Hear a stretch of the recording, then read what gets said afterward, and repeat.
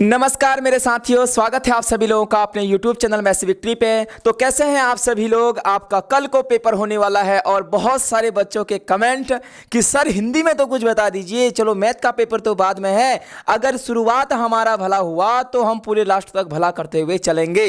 तो भाई मैं कुछ टॉपिक आपको बताने वाला हूँ। हालांकि हिंदी में बच्चे डरते नहीं हैं, लेकिन कुछ ऐसी चीज़ें आपको बताऊँगा जहाँ पर आपका जो स्कोर है वो बढ़ सकता है। अगर आप दो तीन चीज़ों का ध्यान देंगे तो वहां पर जो आपका नंबर बढ़ने के चांस है, आपको कॉपी कैसे लिखनी है, किस प्रकार से कॉपी लिखनी है और क्या क्या निबंध के टॉपिक हो सकते हैं। और बाकी तो बच्चों ने हिंदी पढ़ी रखी है, हिंदी में बच्चों को टेंशन नहीं रहती है, लेकिन फिर कुछ महत्वपूर्ण चीजें आपको बताने वाला हूं। और कल जो हमारा हिंदी का पेपर होगा उसके बाद हम लगेंगे अपने मैथ्स के महामैराथनों की तरफ। अगर रहा आपका साथ तो हम आएंगे आपके बीच में मैराथन लेते हुए। पहले फिलहाल हमने एक सेट पूरा करा दिया है और जो हमारे टॉपिक वाइज प्रैक्टिस है, 3 टॉपिक वहां पर कवर हो चुके हैं। फिलहाल अभी 2 से 3 दिन हमारे पास मैथ के लिए बचेंगे, उनको हम 2 से 3 दिनों में खल्लास करते हुए चलेंगे। उसके बाद रही बात साइंस की। बच्चे बोल रहे हैं सर साइंस भी पढ़ाना। अरे भाई जब आपको मैथ से पढ़ा दिया है तो साइंस क्या चीज है। साइंस भैया 3 चीजें हैं साइंस में, केमिस्ट्री, फिजिक्स, मैथ। तो ये लगाओ, अगर 3 दिन में क्लास लाइव आ गया तो वो 3 टॉपिक आपके समाप्त कर दूंगा और 2 प्रैक्टिस सेट के साथ साइंस में भी 80 में से 80 लेने के पूरे आपके चांस को मैं साकार करूंगा। फिलहाल एक मोटिवेशन के साथ क्लास को स्टार्ट करूंगा। थोड़ा सा गौर फरमाइएगा। राह जहां तक जाएगी, राह जहां तक जाएगी, राहगीर वहां तक जाएगा। अरे राह जहां तक जाएगी, राहगीर वहां तक जाएगा। ये दरिया से क्यों पूछ रहे, अरे ये दरिया से क्यों पूछ रहे, ये नीर कहां तक जाएगा। रे खींच धनु की डोर, अरे रे खींच धनुष की डोर, निशाना साधो अपनी मंजिल पर, बाद में देखा जाएगा ये तीर कहां तक जाएगा, ये तीर कहां तक जाएगा। मैंने आपसे बोला कि अभी तो तुम्हें जरूरत है तीर खींचने की, तीर कहां तक जाएगा वो रिजल्ट में पता चलेगा भाई, लेकिन अभी तीर को खींचना है और निशाना साधना है अपने पेपरों के ऊपर। 80 से 80 लाने का target. Uttarakhand board exam 2026 target 80 से 80 रहेगा सारे पेपरों के अंदर। और देखना है 80 में से 80 कितने पेपरों के अंदर आते हैं। हिंदी में किन बातों का रखे ध्यान, निबंध कहां से पढ़ें, यह सबसे बड़ा टॉपिक है भैया निबंध का। पहले आपको यह बता देना चाहता हूं, जो हमारी दूसरी बुक होती है संस्कृत विनोदनी, वहां से जो पेपर का नंबर आएंगे वो 26 नंबर का पेपर आता है। वहां से कितने नंबर का पेपर आता है, 26 नंबर का पेपर आता है। यह आपको याद होना चाहिए। और बाकी जो पहले के भाग हैं यहां से 54 नंबर का पेपर आता है भाई। अब ये 26 नंबर और 54 नंबर में से किसको कैसे करे गुरुजी। इन 26 नंबरों में से भी 8 नंबर का तो मेरे भाई साहब निबंध है। क्या है, निबंध है गुरुजी। निबंध कौन कौन से टॉपिक पढ़ें, कुछ टॉपिक बता दीजिए जिससे हमारा उद्धार हो जाए। मेरे दोस्त अभी आपको टॉपिक भी लिख के लाया हूं, कुछ कुछ टॉपिक जो मुझे लगता है कि ये आने के चांस सबसे ज्यादा हैं भैया। इन 24 में एक तो हमें क्या भी आता है, हमारे शहर में मच्छरों का प्रकोप बहुत ज्यादा है।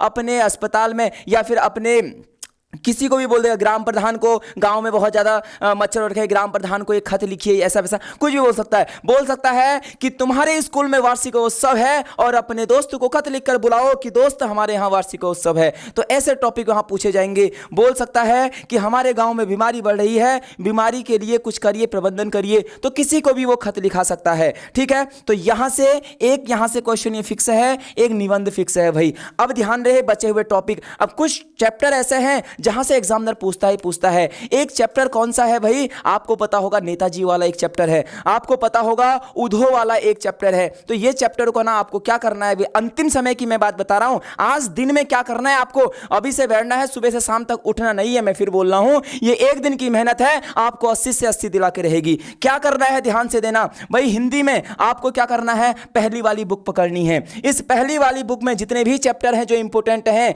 जितने भी चैप्टर हैं सबका क्या करना है, सारांश पढ़ना है भैया। क्या पढ़ना है, सारांश पढ़ना है। मैं फिर बोल रहा हूं, सारांश जब पढ़ोगे तुम्हें ओवरव्यू पता चल जाएगा। तुम्हें क्या पता चल जाएगा, ओवरव्यू पता चल जाएगा। और पेपर में क्वेश्चन कुछ भी आएगा तुम उसके बारे में लिख के आ जाओगे। मैं फिर बोल रहा हूं, डिट्टो कोई नहीं लिखता है हिंदी के अंदर। हिंदी के अंदर सारांश को लिखना होता है। अगर तुम्हें चैप्टर के बारे में पता है कि कहां क्या होता है, कहां क्या हुआ था, कौन क्या था, कौन क्या था, तो आप अपनी भाषा में लिख सकते हो। अरे हिंदी तो हमारी लैंग्वेज है भाई। एक बार तुम यहां पर चीजों को पढ़ लो पूरे सारांश, तो चीजें आराम से कर लोगे। लेकिन मैं फिर कहूंगा इस दूसरी वाली बुक पर थोड़ा सा गौर फरमाइएगा मेरे दोस्त, ये दूसरी वाली बुक बहुत इंपॉर्टेंट है। हालांकि यहां से है ना, यहां से आप एक एक लाइन पढ़ के भी जाओगे तो ऑप्शन में कैसे आते हैं, एक तो रिक्त स्थान भरो आते हैं भैया 4 से 5 क्वेश्चन, 5 क्वेश्चन 2-2 नंबर के, एक एक नंबर के, और यहां रिक्त स्थान में भी 2 ऑप्शन देता है। अब तुम्हें ना इन रिक्त स्थान को भरना है, यहां से उठा के यहां लिखना है। अब भैया अगर तुमने मान लो थोड़ा बहुत पढ़ रखा है चैप्टर, तो क्या तुम यहां पर भर दोगे ना, यहां से छांट के आराम से भर दोगे। भैया कुछ यहां पर ग्रामर आती है, ग्रामर यदि आपने पढ़ी होगी तो ही आप कर पाओगे। जैसे समास किसे कहते हैं, जैसे संधि विच्छेद किसे कहते हैं, जिसे प्रत्यय किसे कहते हैं, उपसर्ग किसे कहते हैं, अगर आपने ग्रामर पढ़ी होगी तब आप इन चीजों को कर पाओगे। लेकिन मैं फिर बोल रहा हूं, पहले इस बुक के सारांश से पढ़ लेना। ये 26 नंबरों वाली जो बुक है, एक बार तो इसको कल पढ़ लेना, और जो परसों सुबह हम पढ़ेंगे वो ये 26 नंबरों पर ज्यादा ध्यान देंगे, क्योंकि ये संस्कृत विनोदनी है, इसमें संस्कृत के कुछ शब्द हैं, आप पढ़ोगे और उसके बाद पेपर में चले जाओगे तो हो सकता है डायरेक्ट आपको क्वेश्चन मिल सकते हैं। गुरुजी चलो ये बात तो आपने बता दी कि कैसे हमें क्या करना है। अब रही बात कि कॉपी कैसे सजानी है। भैया क्या कॉपी सजाने के नंबर भी मिलते हैं? हाँ मेरे दोस्त, कॉपी सजाने के नंबर भी मिलते हैं। आप पहली बार बोर्ड की कॉपी में लिखेंगे तो सबसे पहले कॉपी को देख के डरना नहीं है। कॉपी कैसी मिलेगी मैं फिर से बता देता हूं भैया। कॉपी है ना, जैसे हमें अर्धवार्षिक में मिलती थी ऐसी कॉपी नहीं मिलेगी। अभी कॉपी का पैटर्न ही अलग होगा, कॉपी की लंबाई बहुत ज़्यादा होगी, कॉपी की लंबाई बहुत ज़्यादा होगी मेरे दोस्त। पहले अगर मैं पहले की बात करूं, पहले जो अर्धवार्षिक में मिलती थी वो ऐसी कॉपियां मिलती थी, लंबी कॉपियां मिलती थी। अभी लंबी नीचे को नहीं होंगी, सीधे को नहीं होंगी, अभी कॉपियां मिलेंगी ऐसे। तो ध्यान देना, और यहाँ की साइड ना लाइन खींची हुई होंगी, है ना, ये हमें लाइन खींची हुई मिलेंगी। ध्यान देना मैं क्या बोल रहा हूँ, क्या चीज़ बोल रहा हूँ, ध्यान देना। अब गुरुजी हमें स्टार्ट कैसे कर रहे हैं मेरे दोस्त, और स्टार्ट कहां से करना है भैया? पहला वाला तो गद्यांश से छाड़ने को आएगा, और बच्चे वहीं से स्टार्ट करते हैं गद्यांश से छाड़ने से, ठीक है। तो देखो करने का तरीका मैं बता रहा हूं। सबसे पहले आपको कॉपी के इस साइड भी एक बहुत पतली लाइन खींचनी है। गुरुजी ये क्यों खींचनी है? गुरुजी इसका कारण क्या है, मैं इसका कारण भी आपको बताऊंगा मेरे दोस्त। मान लो यही कॉपी है, मान लो ये कॉपी है, और ऐसे ही कॉपी आपको मिलने वाली है। मान लो ऐसी कॉपी अगर आपको मिलेगी, है ना, और आपने क्या करा, जब ये कॉपी का पीछे पीछे जाएंगे तो आप ऐसे कॉपी को मोड़ोगे ना, ऐसे कॉपी को मोड़ोगे ना मेरे दोस्त। जब कॉपी को मोड़ोगे आप तो बाद में क्या होता है ना, यहां ऐसे कॉपी दब जाती है, और आपने पता चला इसको ऐसे लिख दिया, ऐसे लिख दिया, या फिर आपने बाद में कॉपी को मोड़ा तो ये शब्द दिखता नहीं है। तो हर बार जो भी पेपर दोगे तो यहां पर क्या खींचना है, एक लाइन खींचनी है, उस लाइन के उधर मत लिखना। और जब आप इस चीज को करोगे तो कॉपी में सजावट भी बहुत अच्छी आएगी, और सजावट के भी नंबर मिल जाते हैं मेरे दोस्त। बोलते हैं जितना अच्छा काम करोगे, जितनी अच्छी लेख होगी, उतने ही अच्छे नंबर मिलेंगे। तो आपको क्या करना है, यहां लाइन बहुत पतली खींचनी है। ये नहीं कि इतनी लाइन खींच दे रहे हो यहां और इतनी लाइन यहां छोटी सी कॉपी मिला दे रहे हो, ऐसा नहीं करना है। मैं फिर बोल रहा हूं, आपको जो ये लाइन खींचनी है बहुत पतली खींचनी है, बहुत बारीक वाली खींचनी है। और ये काम कब करना है, जब आपको कॉपी मिलेगी उसके बाद ये स्टार्ट कर देना है, क्योंकि 15 मिनट आपको स्टार्टिंग में मिलते हैं एक्स्ट्रा।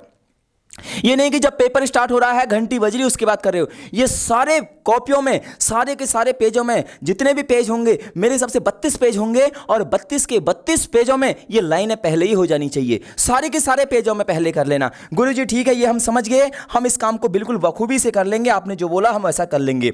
अब गुरुजी हम प्रश्न उत्तर कहां लिखें मेरे दोस्त? मेरा जो सबसे बेहतरीन मानना है, मेरा जो, देखो सबका अपना अपना तरीका होता है, मैं अपना तरीका बता रहा हूं कि जैसे नंबर ज्यादा आपको मिल सके। आपको क्या करना है, यहां पर एक सिंगल लाइन खींचनी है। हो सकता है भैया एक लाइन यहां पर खींच देनी है, और इस काम में समय बहुत लगता है मेरे दोस्त। जो धीरे लिखता है भैया वह, मेरी बात से ध्यान से सुनना, मैं क्या बोल रहा हूं फिर से, मैं पहले बोल रहा हूं भैया। पहले देखो स्टार्टिंग में तो कॉपी मिलेगी आपको यहां पर, अब यहां पर लिखोगे, है ना, उत्तर संख्या। यहां पर क्या लिखोगे, उत्तर संख्या।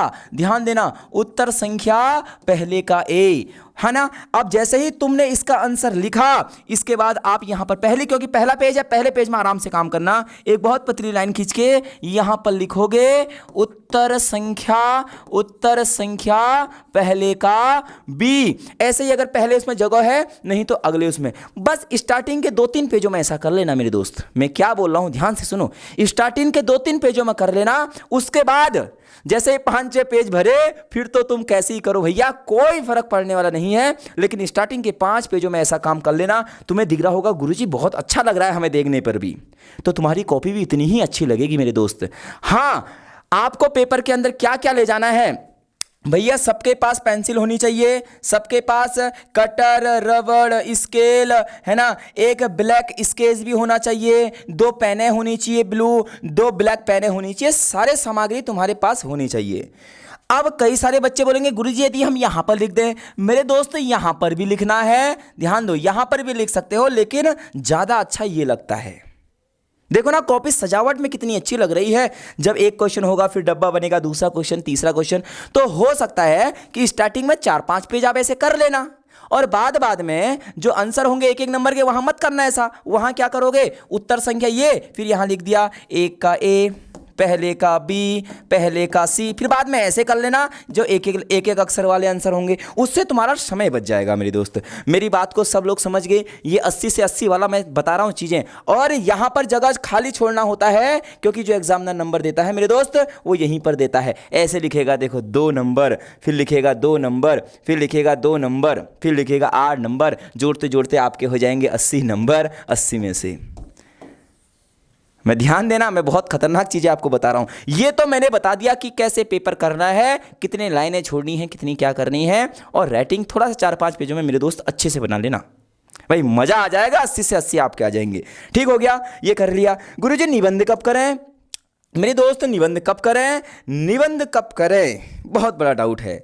निबंध को करना है सबसे लास्ट में, सबसे लास्ट में निबंध को करना है। और निबंध के लिए कम से कम तुम्हारे पास 25 से 30 मिनट बचना चाहिए भाई निबंध के लिए। उससे पहले सारा पेपर हो जाना चाहिए। और निबंध लास्ट में क्यों करना है? अगर तुम बैठ गए निबंध को स्टार्टिंग में करने का, तुम्हें पता नहीं चलेगा 2 घंटे कहां चले गए। तुम लिखते रहोगे और पता ही नहीं चलेगा कि 2 घंटे तुम्हारे कहां बीत गए। ऐसा नहीं करना है। निबंध को मैं कहता हूं सबसे बाद में लिखो भाई, और सारा पेपर लाइन वाइज करो, लेकिन निबंध को सबसे लास्ट में करना। यह मैं आपको सलाह दे रहा हूं, आपका समय बच जाएगा। गुरुजी निबंध के कुछ टॉपिक बता दो मेरे दोस्त। सब कुछ लेके आया हूं। अब निबंध में मैं 4 टॉपिक लिख के लाया हूं भाई, 4, मात्र 4। अगर तुम इनको देखोगे तुम कहोगे गुरुजी वैसे टॉपिक तो आप खतरनाक लिख के लाए हो, अक्सर ऐसे ही पेपर में आते हैं। पहला, मेरे जीवन का लक्ष्य क्या है? अब मैं सिर्फ यहां पर टॉपिक लिख के लाया हूं, लेकिन एग्जाम के अंदर आपको टॉपिक के अंदर टॉपिक मिलेंगे। पहला मिलेगा मेरे जीवन का लक्ष्य ये है, मेरा जीवन का लक्ष्य ये क्यों है, ऐसे ना वहां पर टॉपिक मिलेंगे आपको 1, 2, 3, 4, तो सबके बारे में आपको लिखना पड़ेगा। लेकिन जो मेन हेडिंग रहेगी वो रहेगा मेरे जीवन का लक्ष्य। हो सकता है यहां से आपको मिले, क्योंकि 10th वालों का ये फेवरेट क्वेश्चन रहता है, मेरे जीवन का लक्ष्य क्या है। भाई इसमें तो सभी लिख दोगे ना।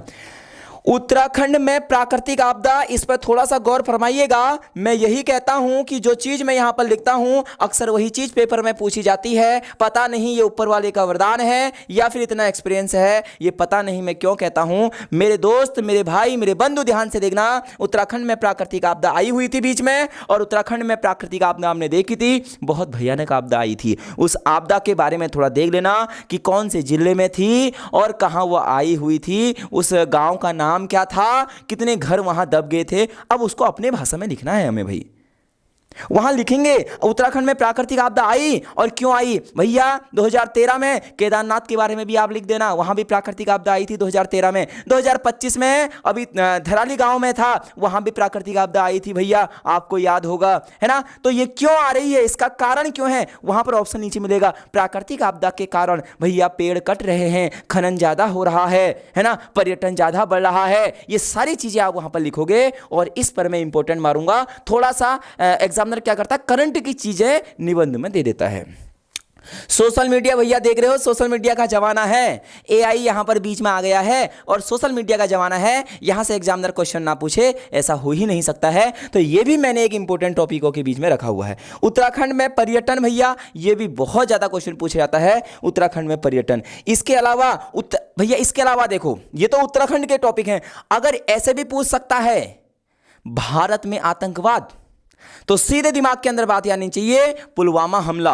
और अभी बीच में कहाँ हमला हुआ था वो याद होना चाहिए भैया, उत्तराखंड में, उत्तराखंड नहीं, भारत में आतंकवाद सबसे ज्यादा छत्तीसगढ़ साइड में होता है। पाकिस्तान से जो यहाँ को लोग आते हैं वहां से आतंकवाद सबसे ज्यादा होता है। तो ये सारे ऐसे टॉपिक हैं जो आपको निबंध में पढ़ने चाहिए, ये करंट के टॉपिक हैं, ठीक है। बाकी इसके अलावा अगर कोई बेसिक टॉपिक आएंगे, हाँ एक टॉपिक और बहुत फेमस रहता है एग्जामिनर का, महिला सशक्तिकरण। महिलाओं के ऊपर बहुत ज्यादा एग्जामिनर क्या करता है, निबंध लिखने को देता है। तो यहां पर एक निबंध और आप जोड़ सकते हो महिला सशक्तिकरण के बारे में, और ये टॉपिकों को आप पढ़ के चले जाना। मैं भगवान से ये दुआ करूंगा, भगवान से ये दुआ मांगूंगा कि जब कल आप 10 बजे पेपर को खोलें और जब निबंध आप देखें तो आपको ये वाला निबंध वहां दिखे, उत्तराखंड में प्राकृतिक आपदा, और आपके दिल से एक ही आवाज निकले, वाह भाई वाह, क्या हमें बताया था। इसको तो मैं एकदम गगनचुम्बी की तरीके से करूंगा, है ना, बहुत प्यारे तरीके से मैं इसको करूंगा और 8 के 8 नंबर लाऊंगा। समझ में आ गया हिंदी का पेपर कैसे करना है। फिलहाल पढ़ाई में लग जाओ। ये वीडियो की तुम्हें जरूरत थी, एक मोटिवेशन की जरूरत थी। अब क्या ही मोटिवेशन तुम्हें दें, तुम खुद में एक मोटिवेशन हो। और ये सारे टॉपिक मैंने यहां पर आपको लिखा दिए हैं, पेपर दे के आना। ऑल द बेस्ट बोलने के लिए फिर कल सुबह को आपको मिलूंगा एक छोटी सी क्लिप के साथ, ऑल द बेस्ट के लिए। अगर नहीं भी आया तो अभी से आपको ऑल द बेस्ट।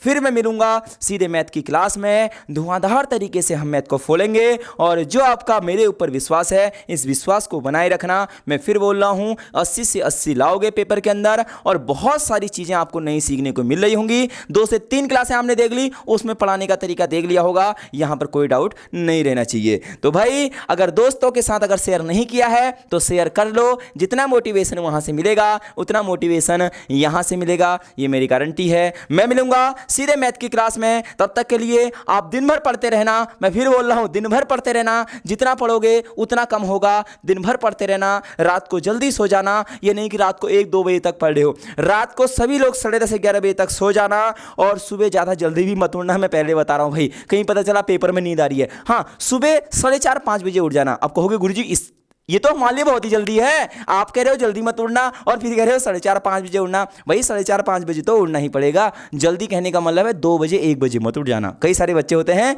जो 2 बजे 1 बजे भी उठ जाते हैं पेपर के दिन। ऐसा मत करना, मैं फिर बोल रहा हूँ। हाँ, 4:30-5 बजे के बीच में उठ जाना। सुबह एक बार 2 की 2 बुकों को पढ़ लेना, आपका उद्धार हो जाएगा। ये मेरा आशीर्वाद तुम्हारे ऊपर है, ठीक है। मिलूंगा अगली वीडियो में, तब तक के लिए जय हिंद, जय भारत, जय उत्तराखंड।